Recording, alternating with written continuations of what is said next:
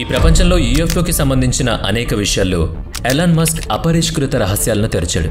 అధికారికంగా యుఎస్ఏ ప్రభుత్వాన్ని ఇది సవాల్ చేసింది. ప్రపంచవ్యాప్తంగా సంచలనం కలిగించింది. మస్క్ యొక్క ఈ తాజా విశ్లేషణ కేవలం ఒక యాప్ కాదు. నిజంగా యూఎఫ్ఓల గురించి యుఎస్ ప్రభుత్వాన్ని చిక్కుల్లో పడేసిన ఈ విప్లవం ఏంటి ఈ వీడియోలో తెలుసుకుందాం. ఎలాన్ మస్క్ ఈ ప్రాజెక్ట్ మీద చాలా ఎక్కువ సమయం, అలాగే కొన్ని కోట్ల డాలర్స్ ధనం కూడా ఖర్చు పెట్టాడు. ఇందులో స్పేస్ ఎక్స్ యొక్క నిష్ణాతులైన ఇంజనీర్లు కూడా భాగమయ్యారు.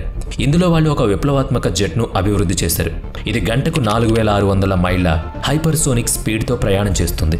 అడ్వాన్స్డ్ టెక్నాలజీతో తయారు చేశారు. పైగా ఇంధనం కూడా తక్కువగా వినియోగం అవుతుంది. ఇది చాలా శక్తివంతమైన సాంకేతిక వ్యవస్థ. ఇటువంటి ముఖ్యమైన ప్రాజెక్టుల గురించి ఎవ్వరూ ఎక్కడ చేసినా ప్రభుత్వం కళ్ళు కప్పలేరు. మొదట్లో ఈ యూఎఫ్ఓకు సంబంధించిన ప్రతి విషయాన్ని మస్క్ చాలా రహస్యంగా ఉంచాడు. ప్రభుత్వానికి తెలియదు కూడా.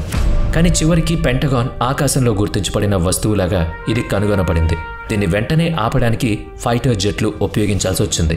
ఈ ఎన్కౌంటర్ యొక్క ముఖ్యాంశాలు ప్రతి పత్రిక యొక్క హెడ్లైన్స్గా మారాయి. కానీ నిజానికి అది మస్క్కి చెందిన లాషన్ జెట్, అమెరికన్ ఫైటర్ జెట్ కన్నా మెరుగైంది. మస్క్ ప్రాజెక్ట్ గురించి ప్రభుత్వానికి తెలుసు. ఒక కొత్త రకమైన ప్రచ్ఛన్న యుద్ధం ప్రారంభమైంది. అమెరికా హౌస్ ఆఫ్ రిప్రజెంటేటివ్స్ నుంచి మస్క్ ఆరోపణలు ఎదుర్కోవాల్సి వచ్చింది. స్పేస్ ఎక్స్ వ్యవస్థాపకుడు ఎలాన్ మస్క్ ప్రపంచ వ్యవహారాలపై ప్రభావం చూపించగలడని అధికారులకు తెలుసు. అతని ఇన్ఫ్లుయెన్స్తో ప్రతి సవాల్ మస్క్ చాలా ధైర్యంగా ఎదుర్కొన్నాడు. తనకున్న సొంత స్పేస్ కంపెనీలో స్పేస్ షిప్లను, అత్యాధునిక డ్రోన్లను తయారు చేశాడు. అటువంటిది సొంత ఫైటర్ జెట్ను తయారు చేయలేడా? అయితే అది యూఎఫ్ఓ లాగా ఉండాలి అనుకున్నాడు. దీనికి పేరైతే పెట్టలేదు, కానీ అప్పటికి X1 అని పిలుస్తున్నారు. ఈ X1 అమెరికా ప్రభుత్వాన్ని ఎందుకు గడగడలాడించింది? దాని ప్రత్యేకత ఏంటి? ప్రారంభంలో ఇది కేవలం ఒక జెట్ మాత్రమే. కాంపాక్ట్ స్పేస్ షటిల్ కన్నా కొంచెం తక్కువ ఉంటుంది. ఈ హవాక్ హైపర్సోనిక్ మిస్సైల్ను స్పేస్ ఎక్స్ అభివృద్ధి చేసిన మిస్సైళ్లలోనే ఈ టెక్నాలజీ చూడొచ్చు. గంటకు 4600 మైళ్ళ దూరాన్ని చేరుకోగలుగుతుంది. ఇప్పుడున్న క్షిపణి రక్షణ వ్యవస్థను కూడా అధిగమిస్తుంది. ఈ ఇంజన్ ఇప్పుడు కొత్త దానికి శక్తినిస్తుంది. ఇంధన వినియోగాన్ని 30% వరకు తగ్గిస్తుంది. ఇలాంటి ఇంజన్ను తయారు చేశారు. F-35 తన టార్గెట్ను చేరుకునేలాగా X1 తన టార్గెట్ను చేరుకుని దాన్ని నష్టపరచడం కూడా జరుగుతుంది. అంతేకాకుండా తన బేస్కి కూడా తిరిగి చేరుకోగలుగుతుంది. అది కూడా ఇంధనం మళ్లీ నింపకుండానే. దాని డెవలపర్లు 21వ శతాబ్దపు యుద్ధ విమానాన్ని తయారు చేయాలనే ఉద్దేశంలో ఉన్నారు. ఎటువంటి ఆపదను అయినా తట్టుకుని నిలబడగలిగేలా దాన్ని తయారు చేయాలన్నది వాళ్ళ ఆశ.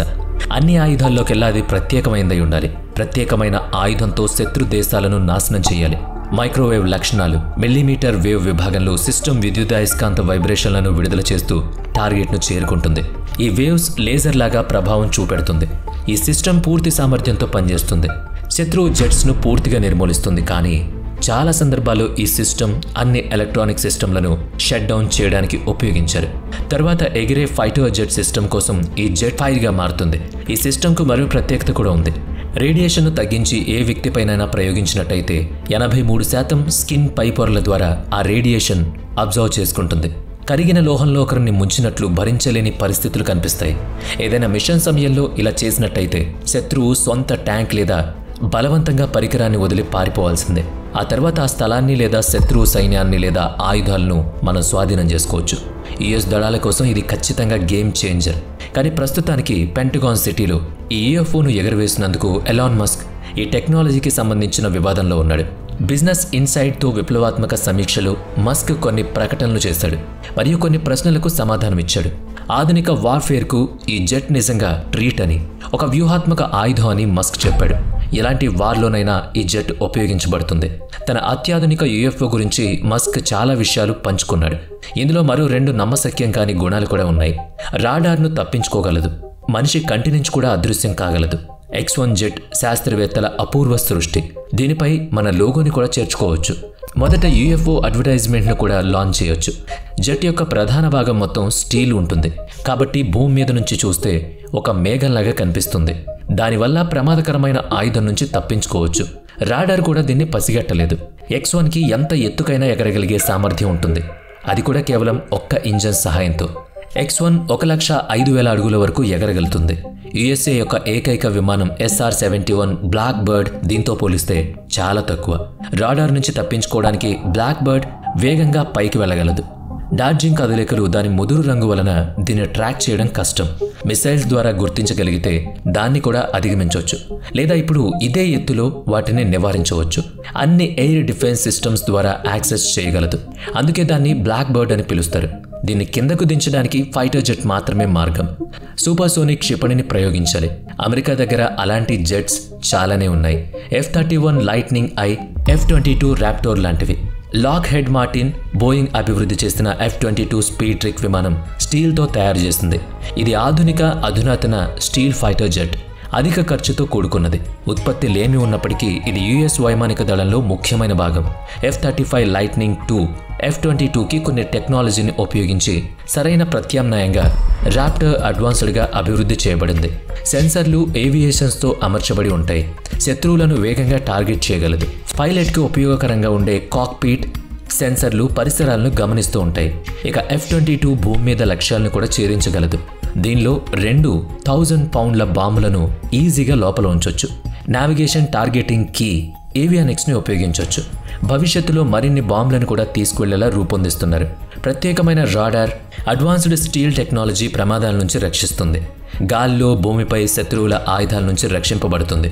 దీని ఇంజన్ ఇతర ఫైటర్ జెట్ల కన్నా చాలా శక్తివంతంగా ఉంటుంది. అందువల్ల సౌండ్ కన్నా వేగంగా వెళ్ళగలదు. అదనపు ఇంధనం కాకుండా మ్యాచ్ 1.5 ఎక్కువ సూపర్ క్రూజ్ ఫ్యూయల్ దీనికి ఉపయోగపడుతుంది. ఇది F-22 అధునాతన డిజైన్ ఫైటర్ కంట్రోల్ థ్రస్ట్ వెహికల్గా ఉపయోగపడుతుంది. ఇక పవర్ భవిష్యత్తులో ఏ జెట్కి లేనంత సామర్థ్యాన్ని ఇస్తుంది. మరోవైపు F-35 single engine fighter jet sound కన్నా వేగంగా వెళ్ళగలదు. రాడార్ ద్వారా దీన్ని గుర్తించడం చాలా కష్టం. అమెరికన్ ఎయిర్ ఫోర్స్ ఉపయోగిస్తున్న కొత్త తరం మొదటి సూపర్సోనిక్ సామర్థ్యం కలిగిన జెట్ ఇది. దీన్ని వర్టికల్ ల్యాండింగ్ కోసం, స్మాల్ టేక్ ఆఫ్ కోసం తయారు చేయబడింది. రాడార్ నుంచి దాగి ఉండడానికి అధునాతనమైంది. ఎలక్ట్రానిక్స్, లాంగ్ రేంజ్ దాడులు చేయడానికి యుఎస్ ఎయిర్ ఫోర్స్ ఉపయోగిస్తున్న జెట్ ఫైటర్ ఇది. ప్రధానంగా శత్రువు యొక్క రక్షణ వ్యవస్థపై దాడి చేయడానికి దీన్ని ఉపయోగిస్తారు. అధునాతన సెన్సార్లు సిస్టంతో పాటు F-35లో 3 ప్రధాన వెర్షన్లు ఉన్నాయి. వివిధ అవసరాలకు అనుగుణంగా జెట్లు అందుబాటులో ఉన్నాయి. వింగ్, టైల్ స్టెబిలైజేషన్ స్టిల్స్ కోసం ఫైటర్లలో సహాయం చేయడానికి రూపొందించబడ్డాయి. చిన్నది కాబట్టి ఇది నేవీ షిప్లకు సరిపోతుంది. F-35 ఫ్యూయల్ ఎఫిషియెంట్ ఇంజన్కి గాలి అందించడానికి ఉపయోగపడుతుంది. రాడార్ గుర్తింపును తగ్గించడానికి ప్రత్యేకంగా ఇన్లెట్ను పొందుపరిచారు. F-35 బరువు పాత జెట్ల కన్నా చాలా ఎక్కువ. అంతర్గత ఆయుధాల గది అధునాతనమైన ఎలక్ట్రానిక్స్ కారణంగా పాత F-16లకు గట్టి పోటీనిస్తుంది. ముఖ్యంగా ఆయుధాలను లోపలికి తీసుకువెళుతుంది.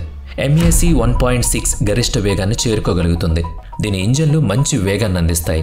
దీని డిజైన్ మరియు అధునాతన ఫ్లైట్ నియంత్రణ కారణంగా ఎక్కువ ఎత్తు వరకు వెళ్లి దాడి చేయగలదు. F-35లో అడ్వాన్స్డ్ సెన్సార్స్, ఏవియానిక్స్ ఉంటాయి. దానివల్ల పైలట్కి స్పష్టమైన విస్తృత వ్యూ దొరుకుతుంది. ఇందులో powerful electronic battle system and targeting system ఉంటాయి. సాఫ్ట్వేర్లో ఎక్కువ భాగం సింప్లికేటెడ్ డిజైన్ రాడార్ అంబుష్కి అమర్చబడి ఉంటుంది. దాని రాడార్ సిగ్నల్ని తగ్గించడం, ఉపరితలాలను జాగ్రత్తగా పర్యవేక్షించడం కోసం ఉపయోగపడుతుంది. శత్రువుల రాడార్ కన్నా తక్కువ కనబడుతుంది. ఇన్ఫ్రారెడ్ను తగ్గించడానికి కొన్ని ప్రత్యేకతలు కూడా ఉన్నాయి. కాక్పీట్ను కూడా సిచ్యుయేషనల్ అవేర్నెస్ కోసం ప్రత్యేకంగా రూపొందించారు.